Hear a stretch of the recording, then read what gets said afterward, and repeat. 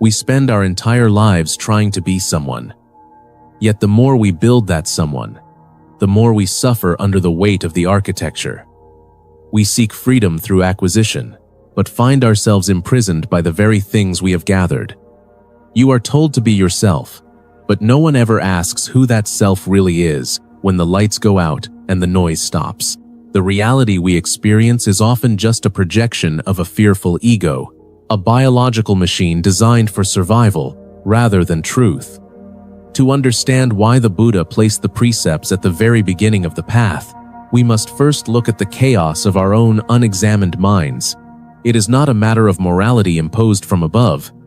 It is a matter of structural integrity. Without a foundation, the tallest building is merely a future ruin. And without the precepts, our pursuit of peace is just another form of distraction. The reason the Buddha established the precepts as the primary foundation is often misunderstood as a list of religious commandments. But in reality, it is a masterclass in psychological hygiene. From the perspective of evolutionary psychology, our brains are not designed for enlightenment. They are designed for survival and the propagation of our genetic material. This means our default state is one of constant scanning for threats, social competition, and the accumulation of resources. When we engage in behaviors like lying, stealing, or causing harm, we are essentially feeding the most primitive parts of our limbic system, keeping ourselves in a state of perpetual high alert. Every time you tell a lie, your brain must expend enormous amounts of energy to maintain that false reality, creating a subconscious tension that prevents the mind from ever reaching true stillness. The precepts serve as a way to de-escalate the internal war that we carry within us. By committing to non-harming, we are telling our nervous system that it is safe to put down its weapons. This is the first step toward building inner strength, because a mind that is constantly looking over its shoulder can never be powerful. We often think of freedom as the ability to do whatever we want, but the Buddha realized that this is actually a form of slavery to our impulses. We are driven by ancient drives for status and dominance. And without the guardrails of the precepts, we are simply puppets of our evolutionary past. When we stop the leak of our mental energy through unskillful actions, we begin to accumulate a reservoir of clarity. This is why the path starts with ethics, not because of a divine judge, but because of the mechanical reality of how a human mind functions. You cannot build a sanctuary on a swamp, and you cannot build a clear mind on a foundation of guilt, anxiety, or social friction. By following these guidelines, we are essentially hacking our own biology, moving from a state of reactive survival to a state of conscious being. This creates a stable platform where the deeper work of meditation and insight can actually take hold. Without this stability, any insight we gain will be fleeting, easily washed away by the next wave of emotional turbulence. The precepts are the walls of the laboratory, providing the controlled environment necessary to observe the volatile chemicals of our own consciousness. When you stop creating chaos in the external world, the internal world finally has the opportunity to settle. Like sediment falling to the bottom of a glass of water, leaving the liquid clear and transparent. This clarity is not a gift. It is the natural result of removing the agitation that we ourselves have been causing through our lack of restraint. Every time we choose the precept over the impulse, we are strengthening the prefrontal cortex and weakening the grip of the amygdala. We are literally rewiring ourselves for peace. Once the foundation of the precepts is laid, we can begin the difficult work of seeing reality directly, which is the only way to escape the illusions that cause our suffering. Most of us live in a world of mental representations, reacting not to what is actually happening, but to the stories we tell ourselves about what is happening. This is where evolutionary psychology and Buddhist thought converge most powerfully. Our ancestors survived by being suspicious and by attributing meaning to every rustle in the grass, leading us to develop a brain that is a master storyteller. We see a frown on a coworker's face and we immediately construct a narrative of rejection, or we experience a minor setback and we turn it into a catastrophe. This is the ego trying to protect itself, but in doing so, it creates a prison of anxiety. To see reality means to strip away these layers of interpretation and face the raw data of existence. This requires a profound level of resilience because reality is often indifferent to our desires. The resilient mind is one that remains unshaken, not because it is cold or unfeeling, but because it has stopped fighting against the truth of impermanence. We suffer because we want things to be permanent that are inherently fleeting, and we want things to be under our control that are governed by 1,000 external factors. Building a calm mind involves recognizing the gap between a stimulus and our response. In that gap lies our entire capacity for freedom. When we observe our thoughts without becoming them, we realize that the self we have been trying so hard to defend is actually a fluid and changing process. It is not a solid object, but a river. Facing this reality directly can be terrifying at first, because it feels like losing our ground. But it is actually the moment we finally stop drowning. We begin to understand that the discomfort we feel is not an enemy to be destroyed, but a signal to be understood. This is the essence of applied mindfulness in the modern world. It is not about sitting on a cushion and ignoring the noise of the city. It is about bringing that same unshakable presence into the middle of a stressful meeting or a difficult conversation with a loved one. It is the ability to see the rising anger or the creeping fear and to say, "I see you, but you are not me." This distance creates the space necessary for logic and critical reasoning to function. Instead of being swept away by the current of our emotions, we become the observer on the bank. This is not a passive state. It is the most active and engaged way to live. It allows us to respond to life with clarity rather than reacting with habit. When we face reality directly, we stop wasting our lives trying to fix the unfixable, and we start investing our energy in the things that truly matter. This is the transition from a life of frantic survival to a life of profound purpose. We no longer need to hide from the truth because we have developed the inner strength to stand in the middle of the storm and remain whole. To truly embody this path, we must engage in what can be called multidimensional thinking, an approach that balances cold logic, personal lived experience, and rigorous critical reasoning. The Buddha was perhaps the first great psychologist to insist that we should not believe anything simply because it is written in a book, or spoken by a teacher, or even because it sounds like a good idea. This is a radical departure from how we usually operate. From an evolutionary standpoint, our minds are built for social cohesion and tribal loyalty, which means we are biologically wired to accept the beliefs of our group without much scrutiny. This served us well on the ancient savanna, where dissent could lead to exile. But in the modern world, it makes us vulnerable to ideology and mass delusion. Our brains are essentially dopamine-seeking missiles, constantly looking for the next hit of validation or the next reason to feel superior to another group. To think critically is to perform a kind of surgery on your own brain, cutting away the tumors of bias and the scar tissue of past conditioning. We must ask ourselves, is this thought actually true, or is it just convenient for my ego? When we apply this to the precepts, we see they are not arbitrary rules, but logical necessities for a stable society and a stable mind. If everyone lied, language would lose its meaning, and cooperation would collapse entirely. If everyone took what was not given, trust would vanish, and we would spend all our time guarding our possessions instead of creating anything of value. By using logic, we realize that ethical living is the most rational choice we can make. It is not about being a good person in a sentimental sense. It is about being a functional and sane human being in a complex world. Lived experience then confirms what logic suggests. When you act with greed or anger, you can feel the physical constriction in your chest and the narrowing of your perspective. You can observe the wreckage in your relationships and the exhaustion in your soul. Critical reasoning allows us to step back and analyze these patterns across time, seeing the causal links between our choices and our suffering. This is the birth of real wisdom, which is different from mere knowledge. Knowledge is something you have, but wisdom is something you are. It is the integration of understanding into the very fabric of your behavior. This multidimensional approach prevents us from falling into the trap of blind faith or cynical nihilism. It gives us a compass that works even in the absolute dark.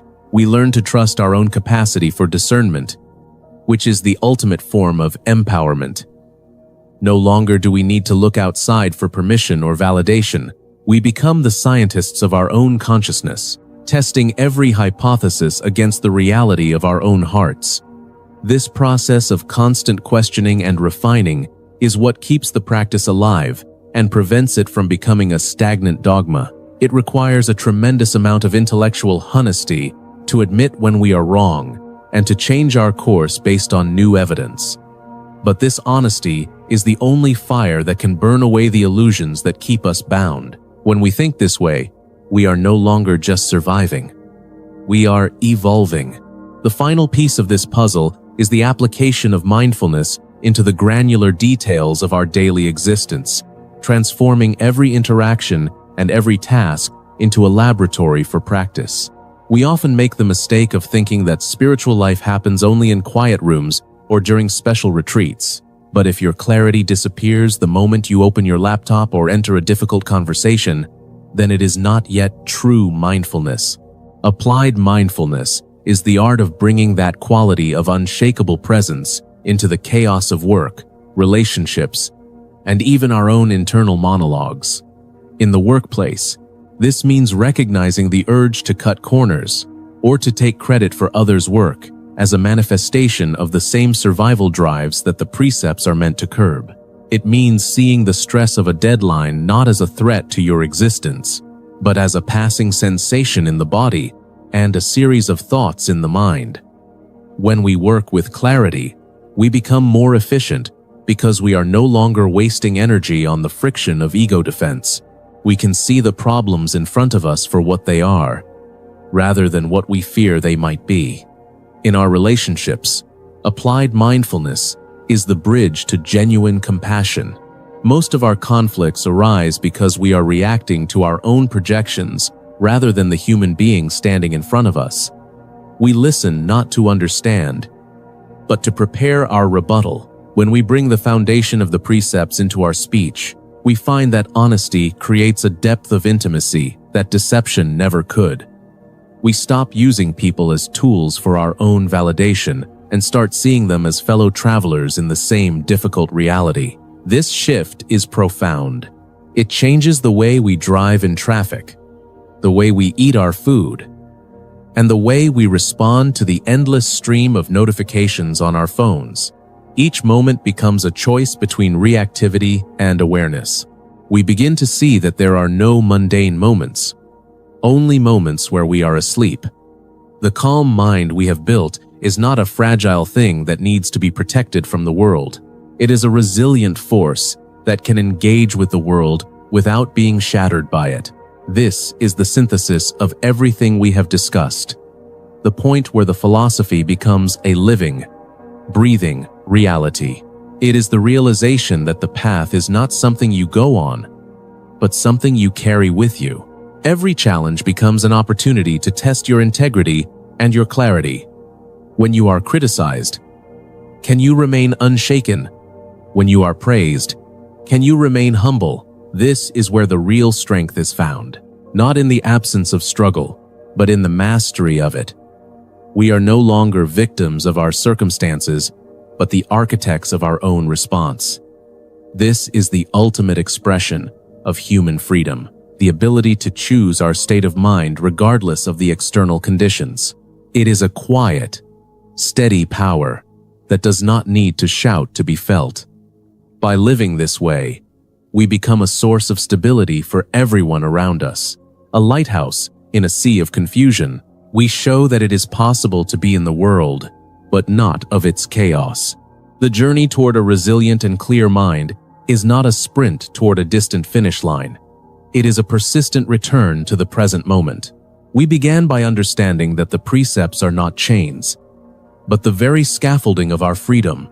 We have seen how facing reality directly, without the filters of our evolutionary baggage, allows us to stop the cycle of unnecessary suffering.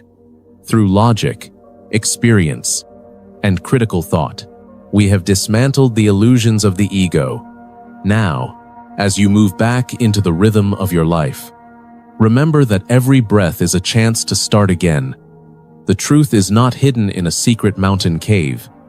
It is right here, in the way you speak, the way you act, and the way you think. Be patient with yourself, but be relentless in your pursuit of clarity. The noise of the world will continue, but the silence within you can become unbreakable. That is the promise of the path, and it is already within your reach.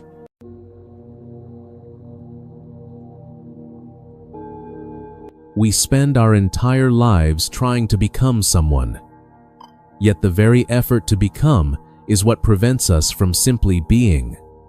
You have been told that your identity is a collection of your achievements, your failures, and the stories you tell yourself in the dark. But if you look closely, you will find that this self you are so desperate to protect is the very source of your exhaustion. We are trapped in a cycle of wanting what we do not have and fearing the loss of what we do. It is a paradox of the human condition. We seek peace through war, and we seek stillness through constant motion. To wake up is not to find a new world, it is to see the old world with clear eyes. The moment you stop running, the moment you turn around to face the shadow, you realize that the shadow was only there because you were blocking the light. This is not a journey of addition. It is a journey of subtraction. To understand the method of samadhi that the Buddha practiced, we must first discard the modern notion that meditation is merely a tool for relaxation or a brief escape from the pressures of the office.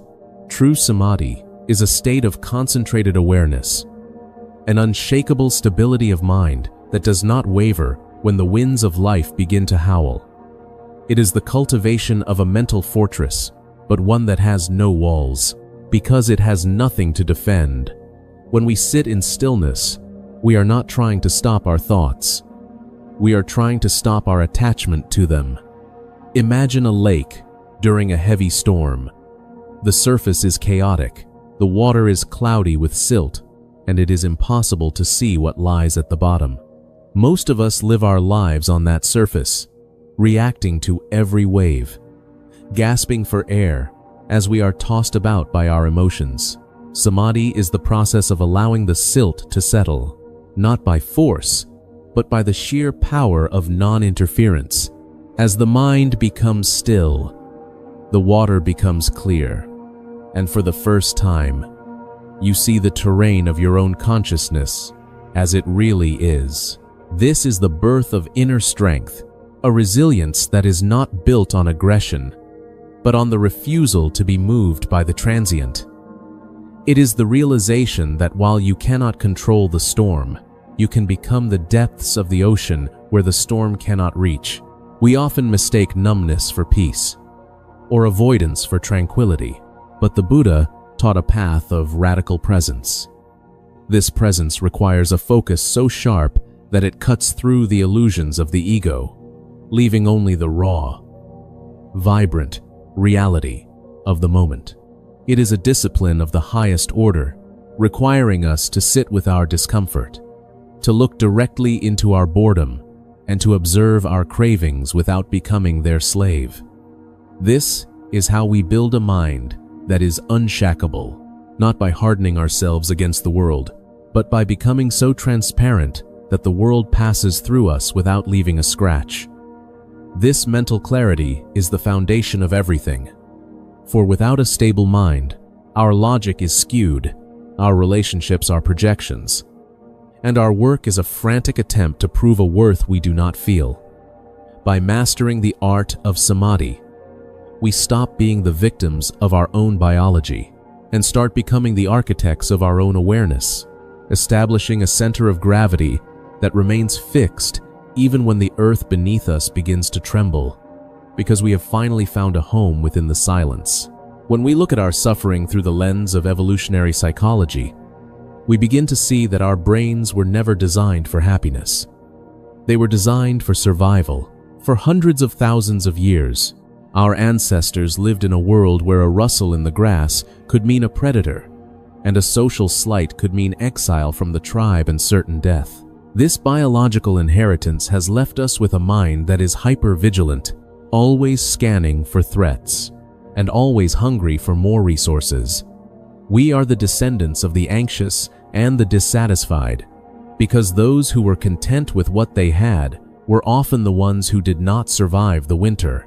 This is the biological root of what the Buddha called dukkha, that persistent sense of unsatisfactoriness that colors so much of human life. We chase the next promotion, the next relationship, or the next purchase, driven by a dopamine system that rewards the pursuit but never the possession. We are like hamsters on a wheel, convinced that if we just run a little faster, we will eventually reach a destination that does not exist. To see reality directly is to acknowledge this trap, to realize that our cravings are not a sign of our personal failure, but a function of an ancient operating system that is no longer suited for the modern world. We live in a time of unprecedented abundance, yet our brains still react to a negative comment on social media as if it were a physical attack. We suffer because we take our evolutionary programming personally. We believe that our feelings are the truth, rather than just biological signals intended to keep us alive. Facing reality directly means stripping away the stories we tell ourselves about why we are not enough. It means looking at our greed, our anger, and our confusion with the cold, objective eye of a scientist. When you feel the sting of envy or the heat of rage, you can stop and ask, what part of my survival is this trying to protect?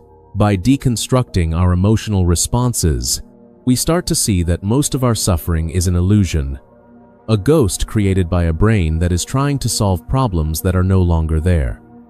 This is the path to escaping the cycle, not by changing the world to fit our desires, but by changing our understanding of why we desire in the first place. We must cultivate the courage to look at the void, to accept the impermanence of all things, and to realize that there is no permanent self that needs to be defended. When we stop trying to satisfy an insatiable biological drive, we find a freedom that the evolutionary process never intended for us to have, a freedom that exists outside the loop of craving and aversion, allowing us to walk through life with the quiet confidence of those who have seen behind the curtain. To truly awaken is to engage in a form of multidimensional thinking that defies the simple categories of right and wrong or good and evil. The Buddha did not ask for blind faith. In fact, he explicitly warned against it, urging his followers to test his teachings as a goldsmith tests the purity of gold by cutting, heating, and rubbing it against a touchstone. This is the essence of critical reasoning applied to the very fabric of existence. We live in a world that is increasingly polarized, where we are encouraged to pick a side and defend it with our lives.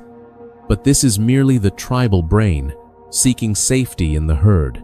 To think with depth is to realize that your perspective is only one small slice of an infinite reality, and that your logical mind is often just a lawyer hired by your emotions to justify what you already want to believe.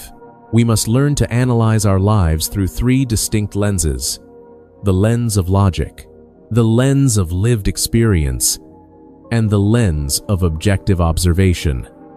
Logic tells us that cause and effect are inescapable, that every action we take is a seed planted in the garden of our future, while lived experience shows us the bittersweet reality of those seeds as they bloom into joy and sorrow. But it is the third lens, the lens of the witness, that allows us to see the entire process without being consumed by it. This is not about being a cold intellectual. It is about developing a mind that is large enough to hold contradictions without cracking. We often suffer because we demand that life be consistent. We want people to be one thing, and we want our path to be a straight line. But reality is a fluid, shifting mosaic of impermanence. When we apply critical reflection, we stop asking why this is happening to me, and we start asking what this moment actually is. We begin to see the three marks of existence in every breath: the fact that nothing lasts, the fact that resistance causes pain, and the fact that there is no fixed, solid entity at the center of the experience. This kind of thinking is a revolution against the ego. It requires us to question our most cherished assumptions, to dismantle the stories we have built, to keep ourselves feeling safe, and to stand naked in the face of the unknown. It is the realization that wisdom is not the accumulation of facts, but the shedding of certainty.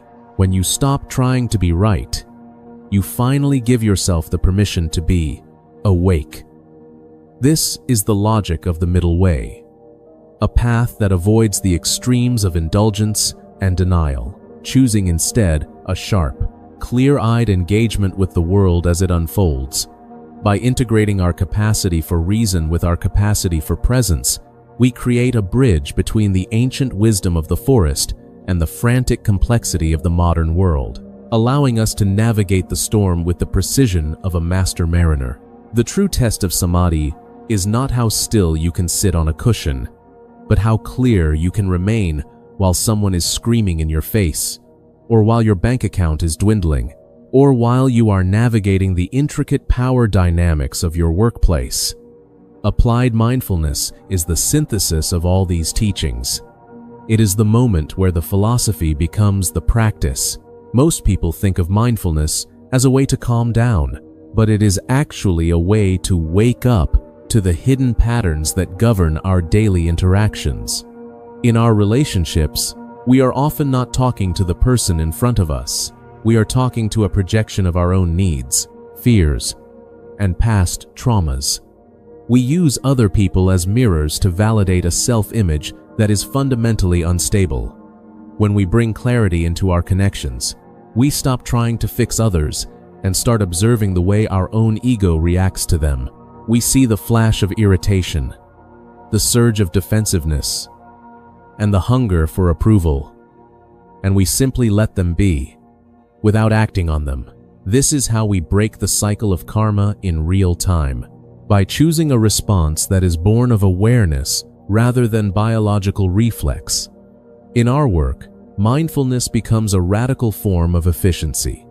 We waste so much energy in mental rehearsal, worrying about the future or ruminating on the past, that we rarely give our full attention to the task at hand.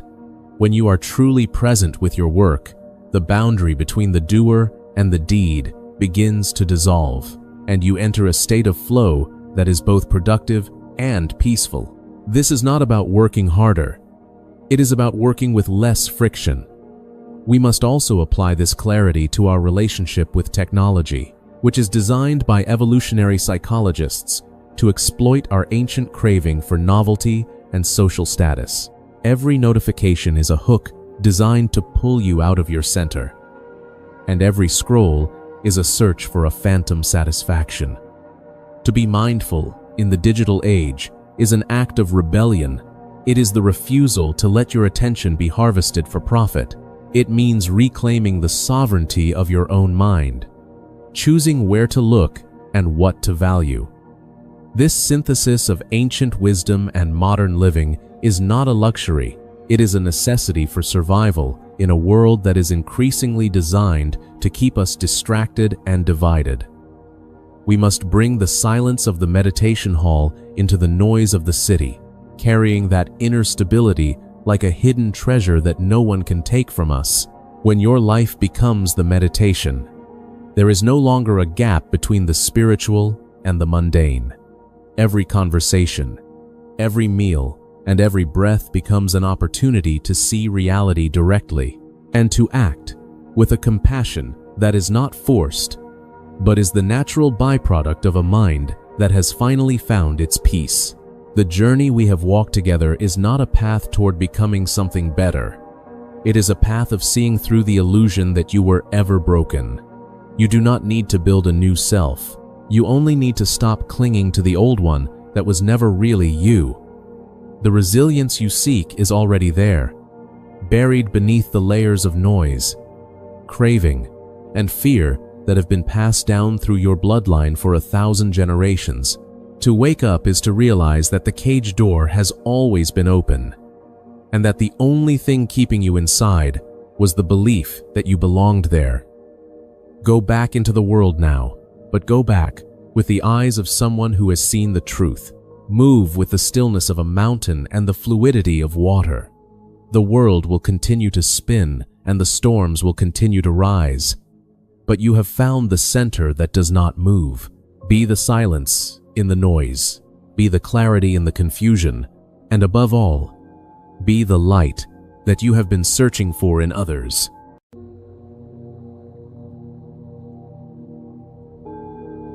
We spend our entire lives trying to find ourselves, only to discover that the self we are looking for is the very thing preventing us from being free. It is a strange paradox that the more we protect our identity, the more fragile we become in the face of a changing world. We are told to build, to accumulate, and to strengthen the ego as if it were a fortress. Yet, the Buddha suggests a different path, one that involves a sharp, decisive cutting away of everything we thought was essential. This is the beginning of the journey toward a mind that is no longer a slave to its own shadows. To see reality is not to look at a distant horizon, but to look directly into the mechanisms of your own suffering and recognize the ghost in the machine. Our minds are the products of millions of years of survival, designed by the cold hand of evolution to keep us alive, not to make us happy. Every anxiety, every spark of anger, and every desperate craving for more is a relic of a time when these reactions saved our ancestors. We are walking around with ancient software running on modern hardware, and the friction between these two worlds is where our suffering begins. When we speak of the Buddha's sword of wisdom, we are not talking about an external weapon, but a psychological precision that slices through the thick layers of biological programming. This sword cuts through the defilements of greed, hatred, and delusion, which are the three primary poisons that distort our perception of reality. From the perspective of evolutionary psychology, greed is nothing more than the urge to stockpile resources. Hatred is the defensive drive to eliminate threats, and delusion is the comforting story we tell ourselves to maintain social status. We are trapped in a loop of seeking pleasure and avoiding pain, a cycle that the ancient texts call samsara. The sword of wisdom is the ability to see these impulses as they arise and to refuse to identify with them. It is the realization that you are not your cravings and you are not your fears. You are the awareness that witnesses these movements, and in that witnessing, you find the space to act with intention. We often think that we are making conscious choices, but most of the time, we are simply reacting to the chemical signals being fired in our brains. The Buddha challenged us to look deeper, to find the root cause of our dissatisfaction, and to pull it out by the roots. This requires a level of honesty that most people are unwilling to face. It means admitting that our feelings are not facts, and that our perceptions are often lies. To wield the sword, one must be willing to let go of the very things that provide a false sense of security. It is an act of courage to stand in the middle of a storm and remain unshaken, not because you are suppressing your emotions, but because you have seen through the illusion of their permanence. We cling to our identities like a drowning person clings to a piece of driftwood, failing to realize that the wood is what is keeping us from swimming. The root of our pain is not found in the world outside, but in the way we grasp at things that are naturally fleeting. Until we understand the biological machinery that drives our impulses, we will remain puppets of our own evolution. The sword of wisdom is the tool that cuts the strings, allowing us to stand as sovereign beings for the first time in our lives. It is a process of unlearning as much as it is a process of learning.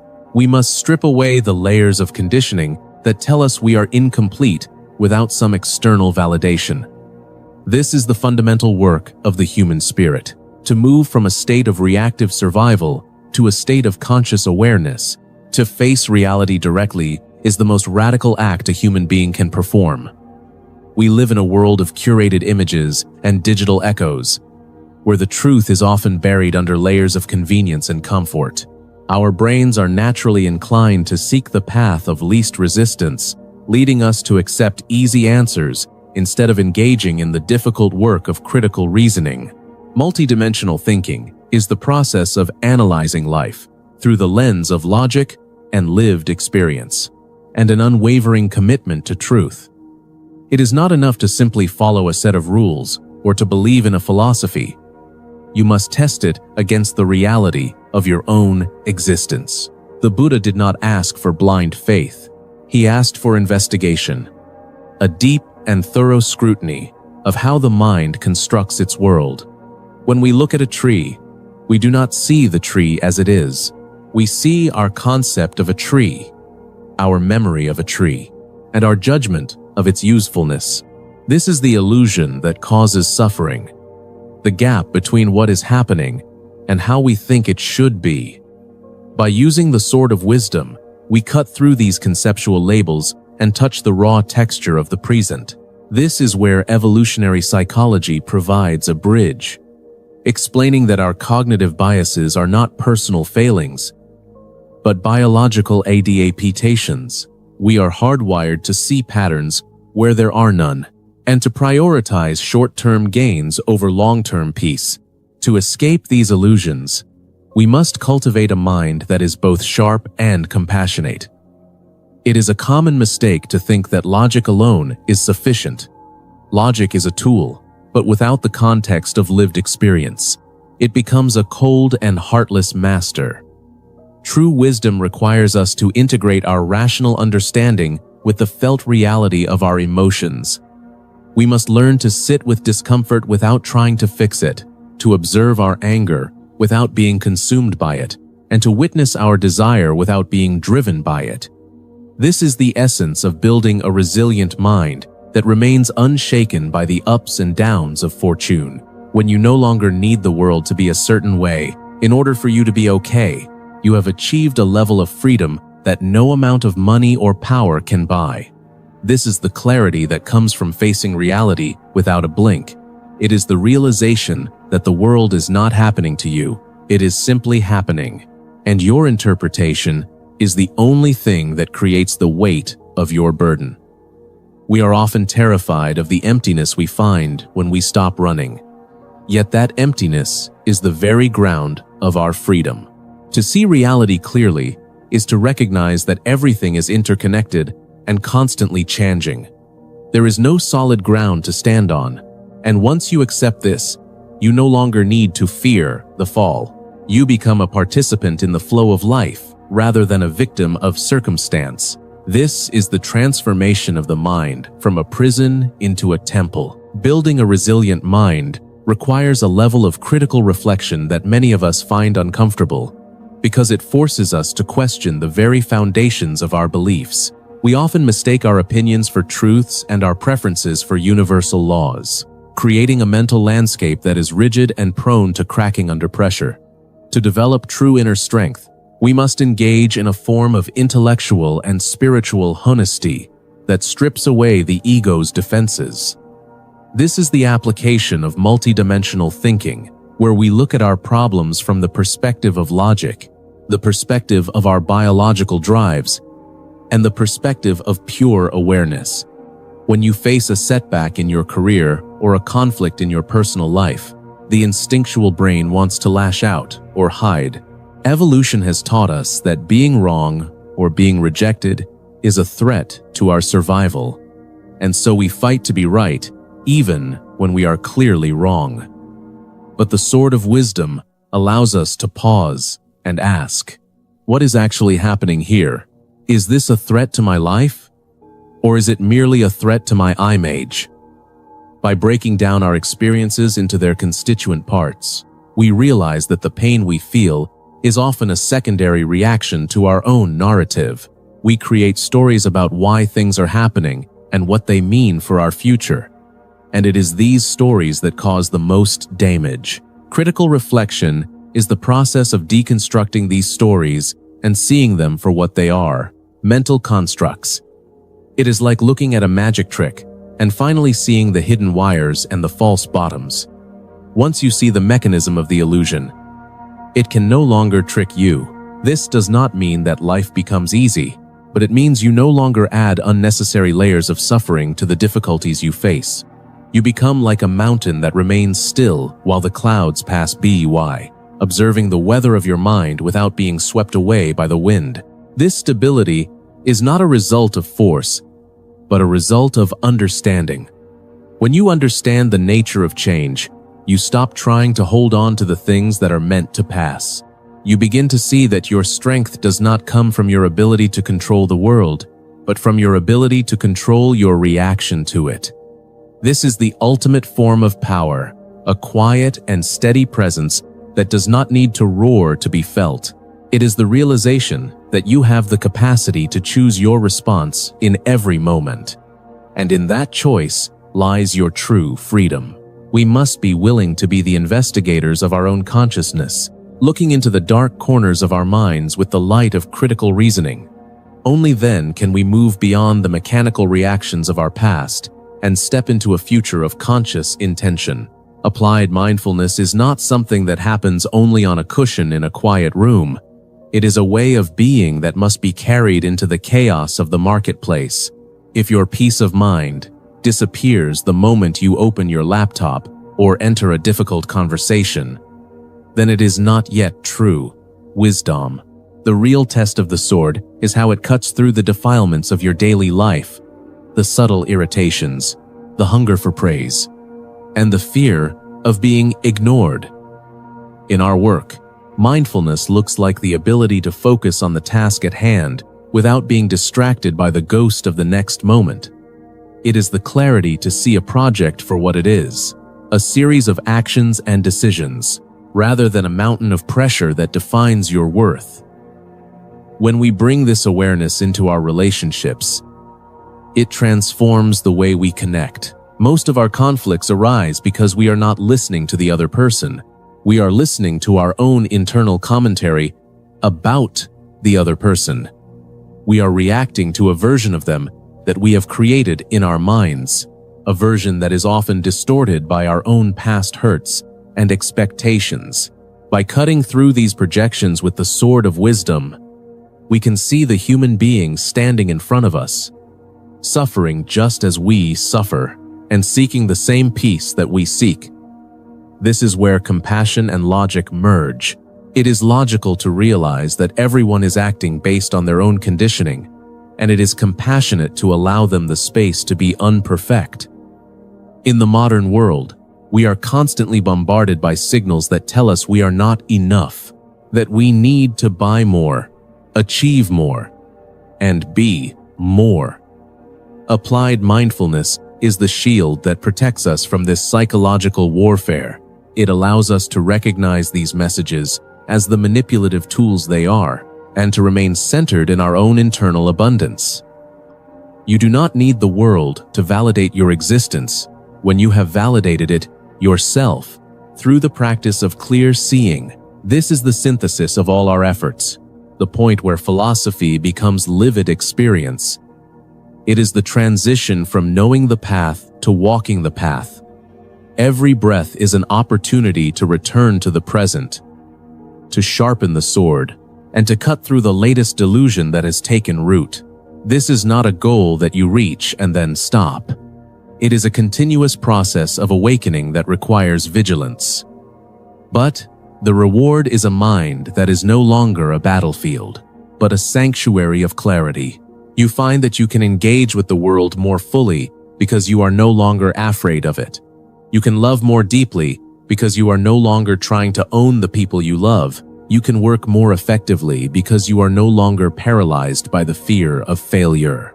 This is the life of a person who has seen through the illusions and chosen to live in reality. The journey of the mind is the only journey that truly matters. We can travel the entire world and accumulate every treasure. But if we do not understand our own consciousness, we will always be vagabonds. The sword of wisdom is in your hands, and the choice to use it is yours, alone in every single moment. Do not look for a savior outside of yourself, for the only one who can free you from your own mind is you. Face the reality of your life with a heart that is open and a mind that is sharp. Let go of the need for certainty and embrace the beauty of the unknown. In the silence between your thoughts, you will find the truth that has always been there. Be still, be awake, and be free.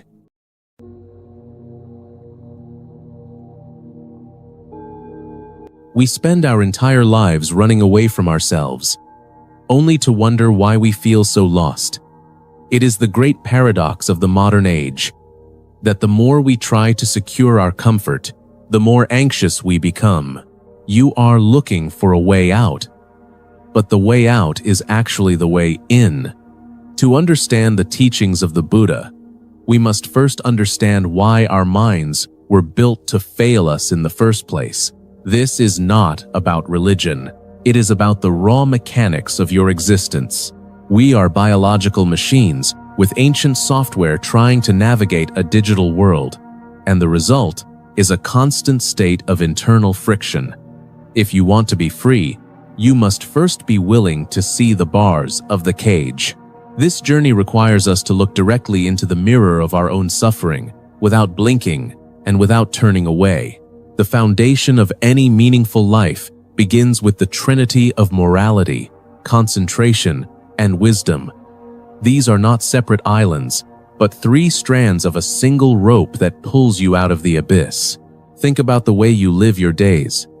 If your conduct is messy, if you lie or cheat or act out of greed, your mind can never find stillness.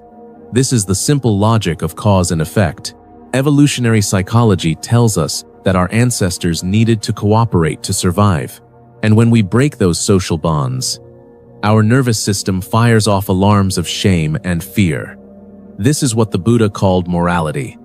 It is not a set of rules imposed by a god. It is a psychological necessity for a calm mind. Without this baseline of integrity, your meditation is just a mask for your chaos. The Buddha explained that without morality, which is the intentional decision to cause no harm, the mind remains in a state of constant turbulence. We often think of morality as a burden or a set of chores, but in reality, it is the ultimate form of self-care. When you live with integrity, you remove the weight of guilt and the fear of being caught. This creates the necessary space for concentration to grow. Imagine trying to see the bottom of a lake while someone is throwing large rocks into the water. The rocks are your unethical actions, your lies, and your betrayals. The ripples they create make it impossible to see truth. Concentration is the process of letting the water become still, so that the silt can settle to the bottom. In our modern American culture, we are taught that multitasking is a virtue, but evolutionary psychology reveals that our brains are actually suffering from cognitive overload. We were never meant to process this much information, and our inability to focus is a direct result of trying to live against our biological limits. By training the mind to stay present, we build a mental fortress that can withstand the storms of the modern world. This leads us directly to wisdom, which is the sharp blade that cuts through the thick vines of illusion. Wisdom is not about accumulating facts. It is about the direct realization that your suffering is self-created. It is the understanding that you are chasing shadows in a cave and calling them reality. When you combine these three, you are no longer a leaf blowing in the wind. You become the mountain itself. You stop being a victim of your own impulses and start becoming the master of your internal landscape. It takes courage to admit that your current way of living is not working. We cling to our habits because they feel safe, even when they are hurting us. But if you look closely at your own experience, you will see that the moments of greatest peace come when you are most aligned with these three principles. It is the difference between a house built on sand and a fortress built on rock. This is the root of the path, and the only way to build a mind that is truly unshockable. Why does it feel so difficult to just exist in peace? And why does the mind keep searching for the next problem to solve? To answer this, we must look back at the millions of years that shaped our brains.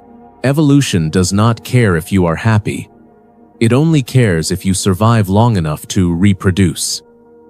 We are the descendants of the most anxious, the most paranoid, and the most dissatisfied humans who ever lived.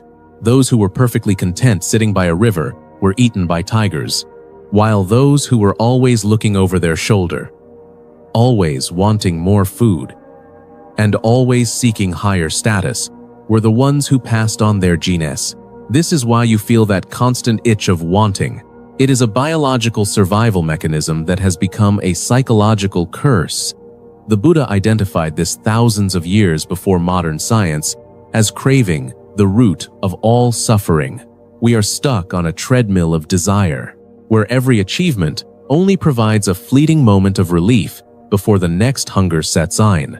This is the illusion of the self. We think there is a permanent person inside our heads who is the owner of these experiences. But if you look for that person, you will find nothing. You are a collection of changing processes, a river of thoughts, feelings, and sensations that never stay the same for 2 consecutive seconds. When you realize that the self is a story written by your biology to keep you competing, the grip of ego begins to loosen.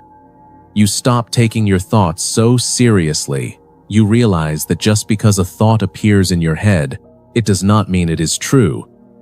Most of our mental suffering is caused by reacting to these biological GHOs. We get angry because our status feels threatened. We get sad because we lost a source of comfort. And we get anxious because we cannot control the future. But reality does not care about your stories. Reality just is. When you apply the logic of the Buddha to the findings of evolutionary psychology, you see that we are fighting against our own nature. To find peace, we must go against the grain of our ancient wiring. We must choose awareness over instinct. This requires a radical shift in how we perceive the world. It means looking at your cravings not as needs to be met, but as signals to be observed. When you stop feeding the fire, it eventually goes out. This is the process of seeing through the mask. It is not a mystical experience. It is a cold, hard, logical analysis of the human condition. By understanding the mechanics of your own dissatisfaction, you gain the power to step off the treadmill. You begin to see that the world outside is not the problem. The problem is the way your mind interprets the data. This is the beginning of true freedom. A freedom that does not depend on everything going your way, but on your ability to remain awake in the middle of the storm. You are no longer a prisoner of your biology. You are the witness to it. This realization is the first crack in the wall of your internal prison. To truly see the world, you must be willing to dismantle everything you were taught to believe about success. We are conditioned from birth to follow a specific narrative, a script that promises happiness at the end of a long tunnel of striving. But the Buddha was the original skeptic, the first person to tell us not to believe something just because it is written in a book or spoken by an authority. He invited us to test the truth in the laboratory of our own lives.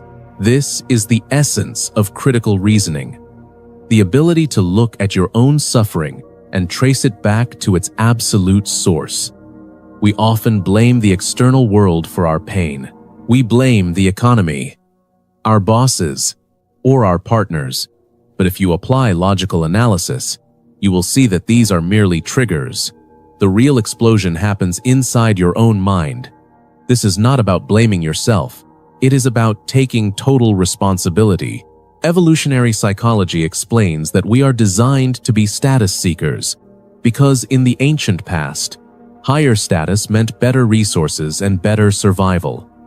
In the modern world, this translates into a desperate need for likes, followers, and the right job title. We are killing ourselves to maintain an image that does not even exist. When you use multidimensional thinking, you look at your life through three distinct lenses. First, you use logic to see the absurdity of your attachments. If you know that everything changes, why do you act surprised when things come to an end?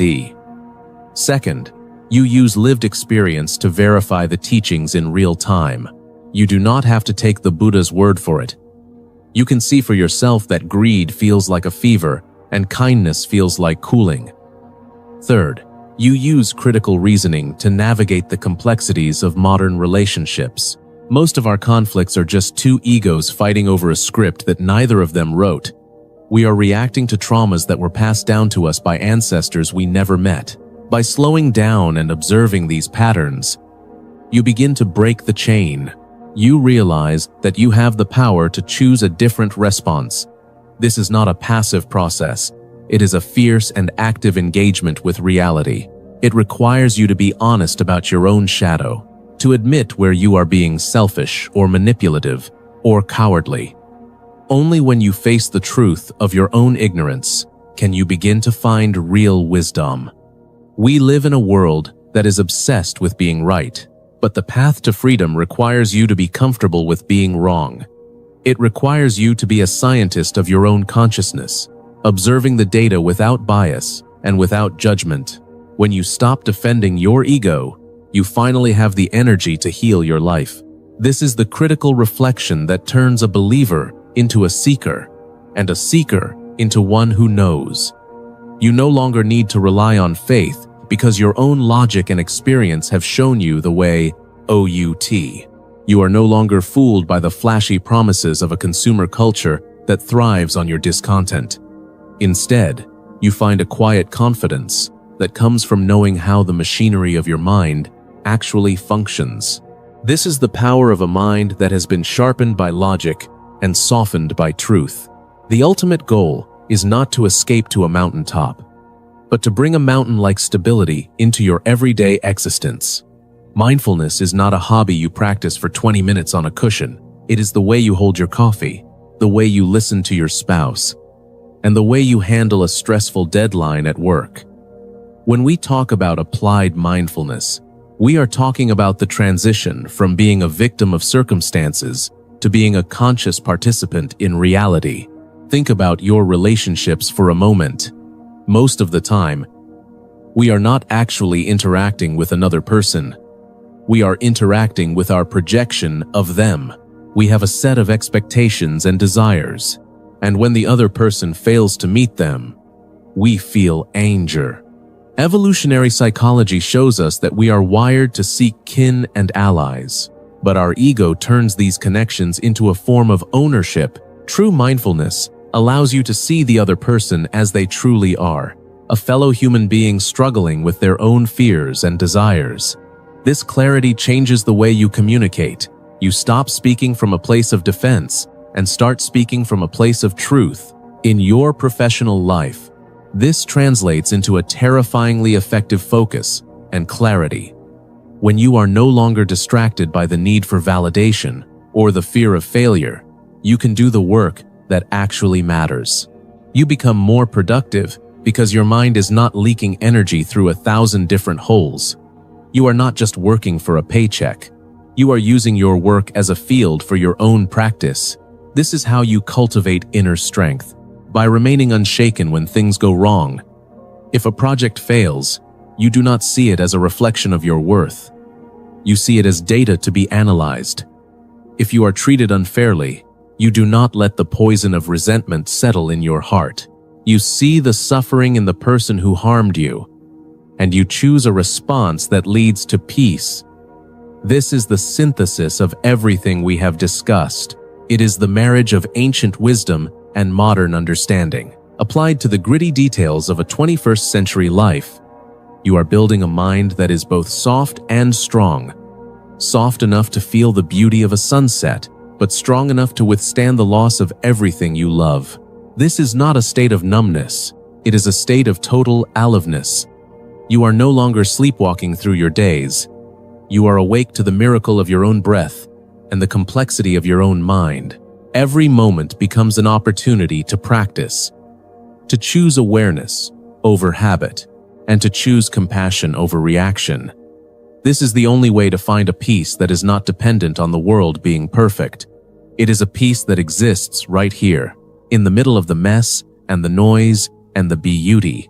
By integrating morality, concentration, and wisdom into the fabric of your daily routine, you transform the mundane into the sacred. You realize that there is no separate spiritual life. There is only life lived with clarity or life lived in confusion. The choice is yours in every single moment. The journey does not end because there was never a destination to reach. You are not trying to become a better version of yourself. You are trying to stop being the person you were never meant to be. The teachings of the Buddha are a raft, not a trophy to be carried. Once you cross the river of your own ignorance, you can leave the raft behind. You are the architect of your own freedom, and the tools have been in your hands all along. It is time to stop looking outside for a savior and start looking inside for the truth. The world will continue to change. The seasons will continue to turn, and the body will eventually fail. But a mind that has seen reality clearly is a mind that is truly beyond.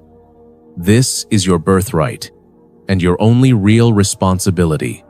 Step into the light of your own awareness, and do not look back. Your freedom is waiting for you in the very next breath.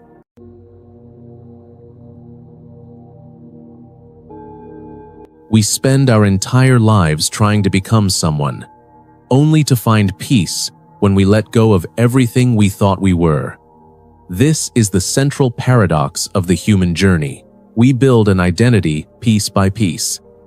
A career, a reputation, a set of beliefs, and we guard it fiercely. We call this identity me or I. But this self is a story, a fragile construction that we are constantly trying to prop up. The real work is not about adding more to this structure. It is about looking directly at the foundation and seeing what it is truly made of. This is not a path of destruction, but one of radical clarity and profound self-compassion. The journey begins with a diagnosis, a simple but profound observation about the nature of our existence. In the ancient language of the Buddha, this is called dukkha. We often translate this word as suffering, but that translation is incomplete. It is not just about the big tragedies of life, loss, sickness, or death. It is also the subtle, background hum of dissatisfaction that follows us everywhere. It is the feeling that something is not quite right, the restlessness that keeps us scrolling on our phones late at night, the low-grade anxiety that simmers beneath the surface of a busy workday. It is the nagging sense that no matter what we achieve or acquire, it is never quite enough. From the perspective of evolutionary psychology, this makes perfect sense. Our brains were not designed for lasting happiness.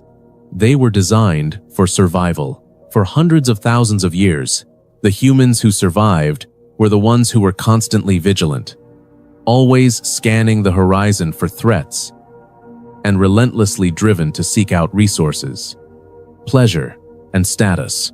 Your mind is a threat detection and problem-solving machine, and it is always on. This ancient programming is the source of our modern discontent. The hedonic treadmill, as psychologists call it, is a direct consequence of this evolutionary wiring. You get the promotion you wanted for years, and For a week, maybe 2, you feel incredible. But soon, that feeling fades, and the mind is already looking for the next thing. This is not a personal failure. It is a biological trap. We are all running on this ancient software that prioritizes survival over satisfaction. The Buddha's first teaching, the first noble truth, is simply this: there is this pervasive unsatisfactoriness in life.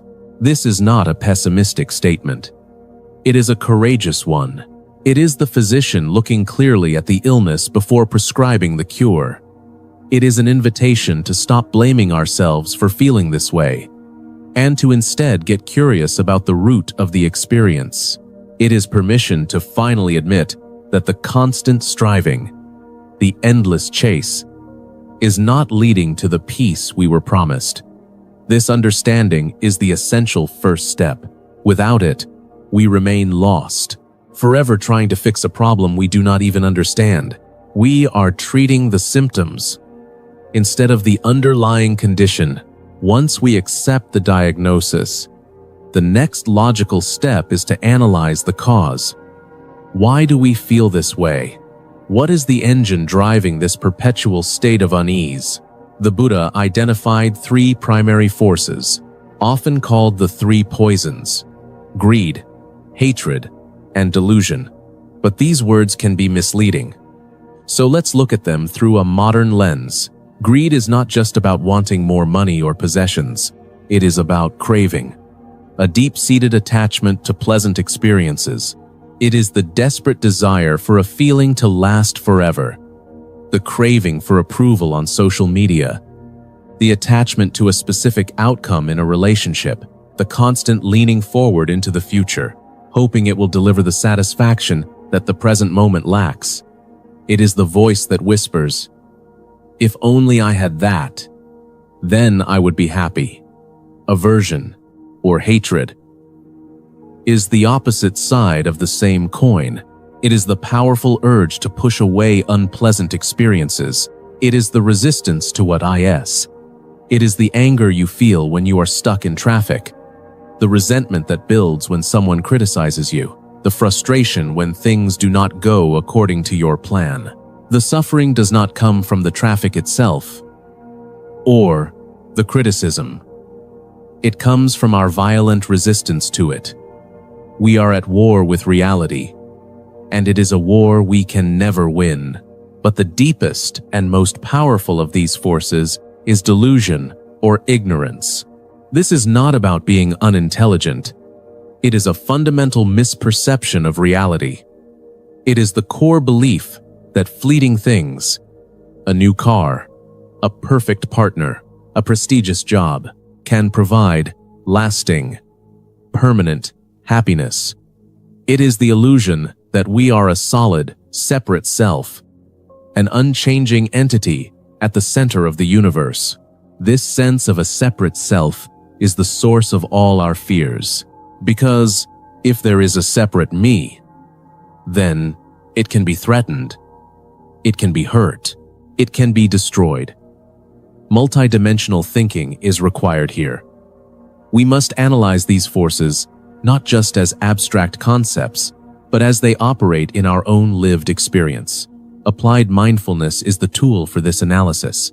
It is watching craving arise in the mind as a raw sensation, without judgment and without action.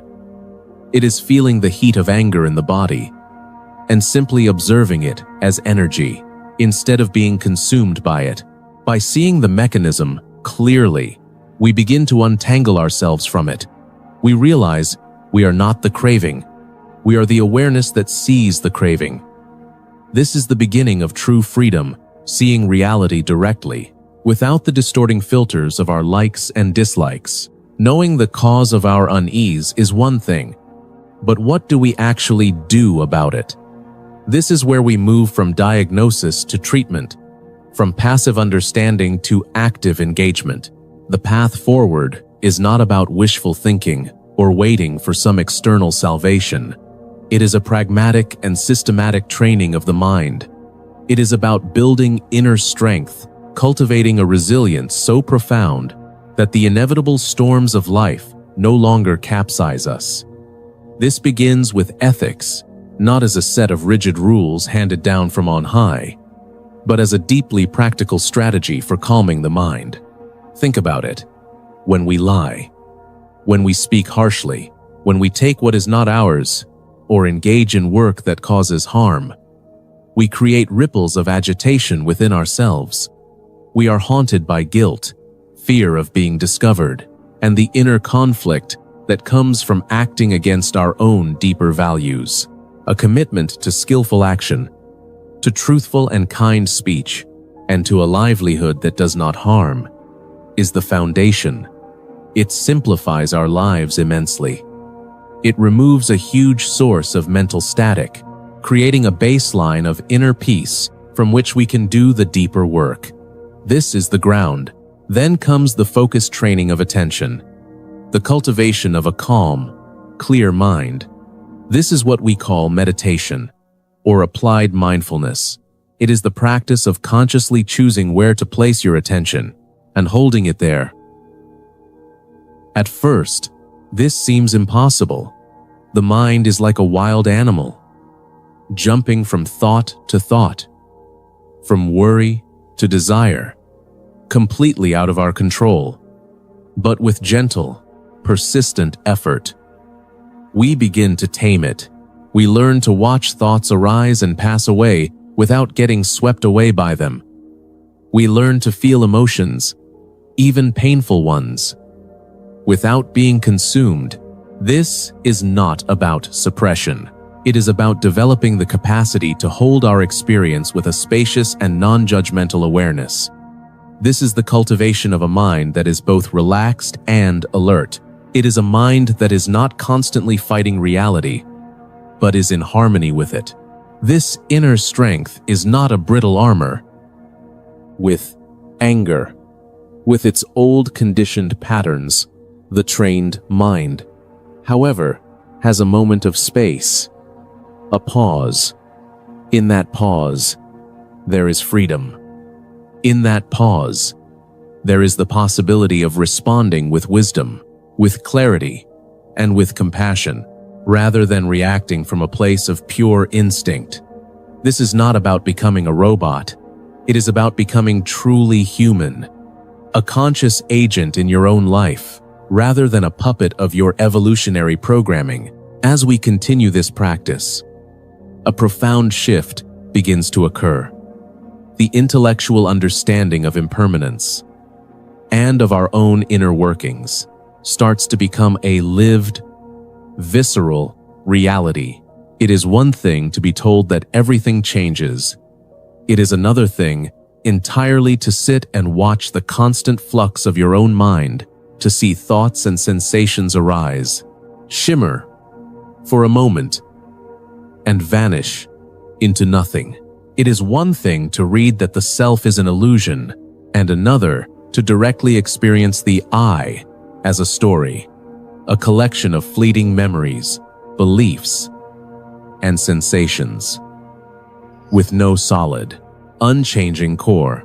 This is what it means to see reality directly. The filters of greed and aversion begin to thin, and we see the world with breathtaking clarity. When the fierce attachment to our own story begins to loosen, something incredible happens. Fear diminishes. The constant, low-level anxiety that comes from protecting and defending a fragile ego begins to dissolve. The criticism of others no longer feels like a fundamental attack on our being, because we see there is no fixed being to attack. We become lighter, more playful, more able to navigate life's challenges with a sense of perspective and even humor. This clarity naturally flows into every aspect of our lives.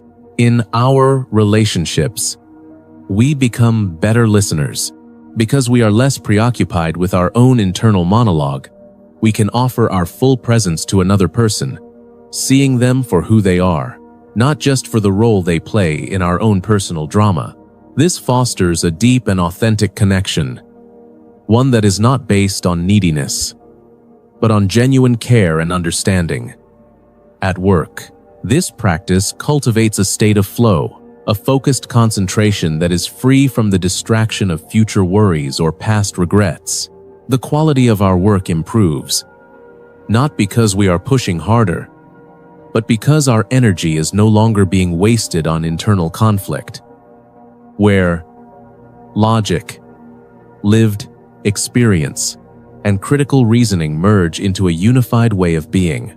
Compassion ceases to be a moral duty and becomes the natural expression of a mind that sees its deep interconnection with all life.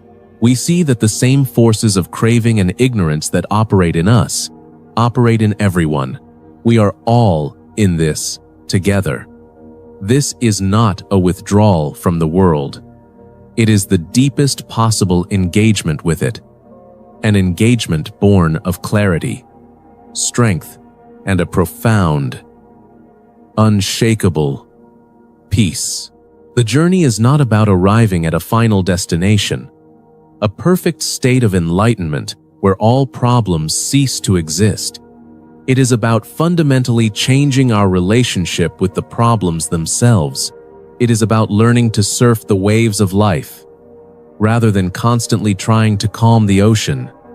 The goal is not to become someone new, but to finally see, with absolute clarity, what has been here all along: a spacious, aware, and fundamentally peaceful presence.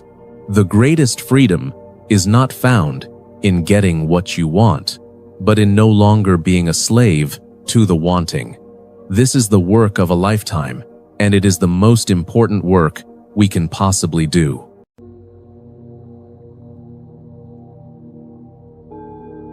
You spend your entire life trying to arrive, but you never actually reach the destination. The paradox of the human condition is that the harder we chase peace, the further it retreats into the shadows of tomorrow. We are told that happiness is a prize to be earned through effort and acquisition, yet the internal weight only seems to grow. You carry an image of who you should be, a heavy statue of the ego that you drag across the landscape of your years. This weight is not an accident. It is the architecture of a mind designed to want more than it can ever hold. To follow the footsteps of the Buddha is not to walk toward a distant mountain. It is to stop running and finally look at the ground beneath your feet. Only then does the noise begin to fade, and the reality of existence begins to breathe. It is time to see the world as it truly is. The root of our modern anxiety is buried deep in the soil of our ancient ancestry. We are the descendants of those who were never fully satisfied, those who looked at a sunset and wondered if a predator was hiding in the light. Natural selection does not care about your happiness. It only cares about your survival and your ability to pass on your genetic code. This is the biological foundation of what the Buddha called dukkha, a word often translated as suffering, but more accurately described as a fundamental unsatisfactoriness. Our brains are hardwired with a hedonic treadmill that forces us to run faster just to stay in the same place. When you achieve a goal, the dopamine spike is brief and fleeting, designed only to keep you searching for the next reward. This is not a flaw in your character, it is a feature of your biology. We are living with a brain that interprets a missed social connection or a critical comment as a threat to our very existence. In the ancient past, being cast out of the tribe meant certain death, so we evolved a hypersensitivity to the opinions of others. Today, that same instinct manifests as a paralyzing fear of judgment, keeping us trapped in a cycle of performance and pretense. The Buddha recognized this cycle over 2,500 years ago, seeing that the human mind is caught in a trap of craving and aversion. We spend our lives reaching for things we think will complete us, while simultaneously pushing away anything that causes us discomfort. This constant push and pull creates a friction that wears down the soul.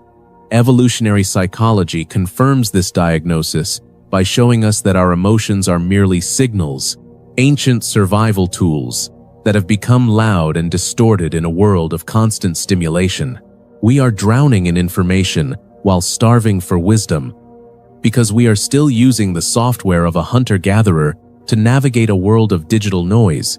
The first step toward inner strength is acknowledging that you are being driven by these invisible forces. You are not a master of your own house. You are a passenger in a vehicle steered by millions of years of evolutionary pressure. To see the root is to understand that your discontent is not yours alone. It is the shared heritage of the human species. By looking directly at this biological machinery, we begin to create the distance necessary for true freedom. We stop being the reaction and start being the observer. This is the beginning of the end of the illusion. We must realize that the hunger we feel can never be satisfied by external things, because the hunger itself is the mechanism of our biology. When you stop feeding the fire, the flames eventually die down. Only in the stillness of that cooling ash can we find the clarity to see what remains, which is a presence that is not bound by the cycles of wanting and fear. This is the hard truth of our existence. Analysis of the self reveals a complex web of processes rather than a solid and unchanging core.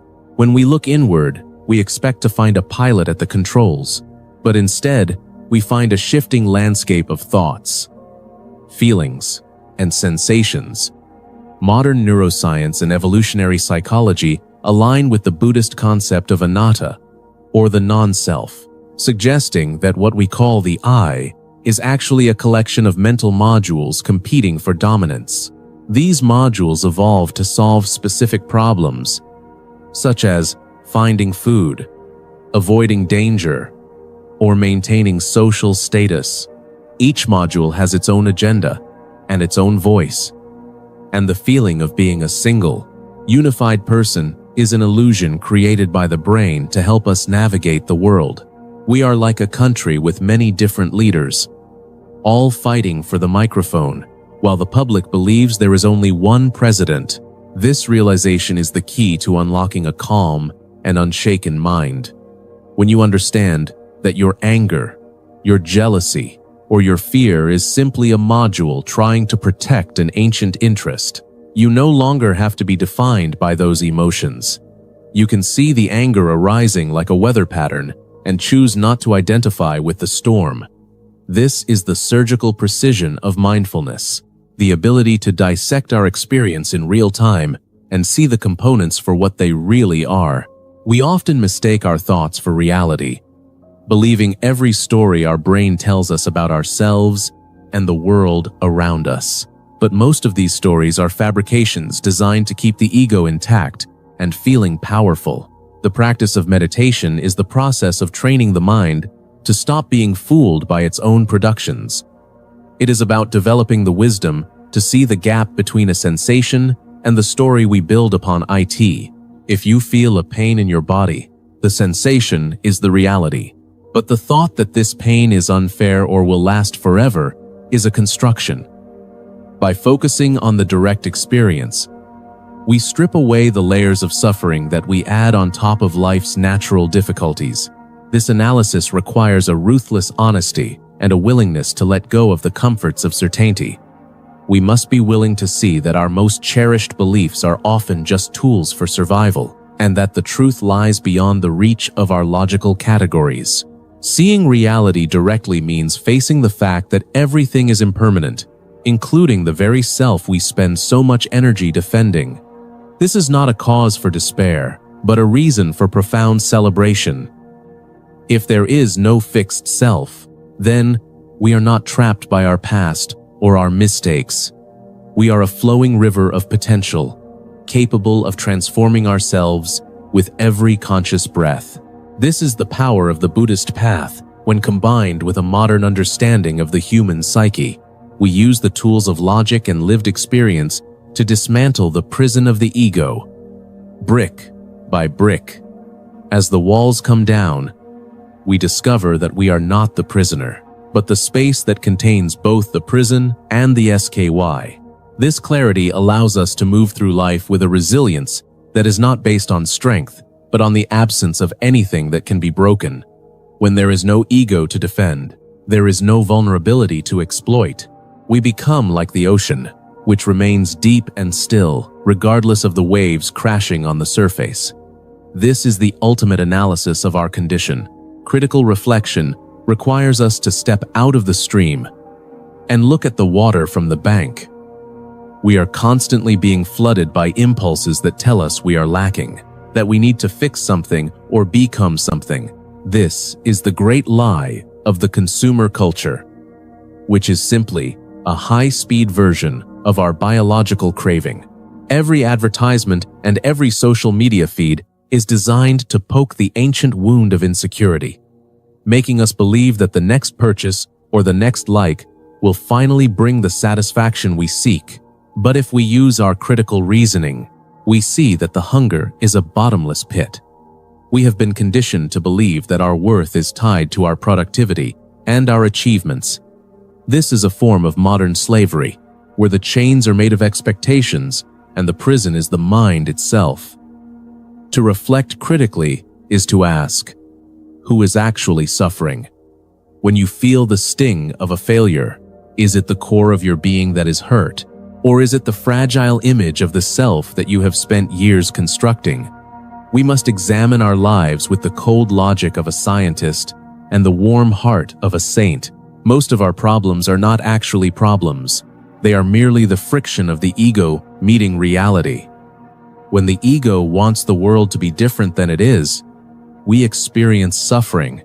But when we use our intelligence to align ourselves with the truth of change, the friction disappears. This is not passive resignation. It is the highest form of active intelligence. It is the ability to see that everything is connected and that nothing exists in isolation. Your actions have consequences that ripple out into the lives of others, and their actions ripple back into yours. This interconnectedness means that kindness is not a moral luxury. You are ultimately harming the system that sustains you. Critical reflection leads us to the conclusion that the only way to win the game of life is to stop playing by the rules of the ego. We must transcend the narrow interests of the individual and find a purpose that is larger than our own pleasure. This shift in perspective is the most radical act a human being can perform. It is the moment when the biological machine becomes aware of itself, and the passenger finally takes the wheel. This is where true power begins. Our critical mind is the blade that cuts through the fog of delusion. By questioning every assumption and every reaction, we strip away the power of the subconscious to dictate our lives. We move from being reactive animals to becoming conscious creators. This is the path of the warrior who fights not against others, but against the ignorance within the self. To see the world clearly is to see that we are already enough, and that the pursuit of more is a race that has no finish. In this realization, the mind finally finds the rest it has been seeking for 1,000 years. Applied mindfulness is the bridge between the silence of meditation and the chaos of the marketplace. It is easy to feel peaceful when you are sitting in a quiet room, but the real test is whether you can maintain that clarity in the heat of a conflict or the pressure of a deadline. Mindfulness is not a state you achieve. It is a quality of attention that you bring to every moment. It is the ability to be fully present with the person in front of you, without the interference of your own judgments and desires. When you listen with your whole being, you create a space where healing and understanding can flourish. This is how wisdom transforms our relationships. We stop seeing people as tools for our own satisfaction and start seeing them as fellow travelers in the mystery of existence. In our work, mindfulness allows us to act with precision and purpose. We stop being distracted by the fruits of our labor and focus entirely on the quality of the action itself. This brings a sense of effortless flow to even the most mundane tasks. When you are washing the dishes, you are only washing the dishes. When you are writing a report, you are only writing the report. This total immersion in the present moment is the secret to a resilient and calm mind. You are no longer scattered across the past and the future. which are both phantoms of the imagination. You are anchored in the only reality that actually exists, which is the present moment. This anchor allows you to remain unshaken when the storms of life arrive, because you are no longer attached to the outcome of circumstances. You understand that your inner peace is not dependent on what happens to you, but on how you relate to what happens. This is the ultimate strength of the Buddha. It is a strength that does not fight against reality, but flows with it, like water moving around a stone. We cultivate this strength through the constant practice of returning to the breath. The breath is our connection to the life force, a steady rhythm that is always available to remind us of our center. Every time you find yourself lost in a thought or a reaction, you simply notice it and return to the breath. This simple act is a profound revolution. It is the practice of reclaiming your life from the forces of distraction and habit. Over time, this practice builds a mental fortress that no external event can penetrate. You become the master of your internal environment, creating a sanctuary of peace that you carry with you wherever you go. This is not an escape from the world, but a deeper engagement with it. You are finally awake, and because you are awake, you are truly free. This freedom is not something you find in the future. It is something you inhabit right now. The journey from the noise of the ego to the silence of the soul is the only journey worth taking. It is a path that requires nothing but your own awareness and the courage to see things as they are. You do not need to become someone else. You only need to stop being who you are, not. The footprints of the Buddha lead inward, to the place where the seeker and the sought are one. There is no longer any need to run, or to hide, or to strive. The peace you have been searching for has been here all along, waiting for you to simply be still. Wake up to the reality of this moment, for this is where life is truly happening. The door is open, and the path is clear. Take the next step with awareness, and let the light of wisdom guide you home.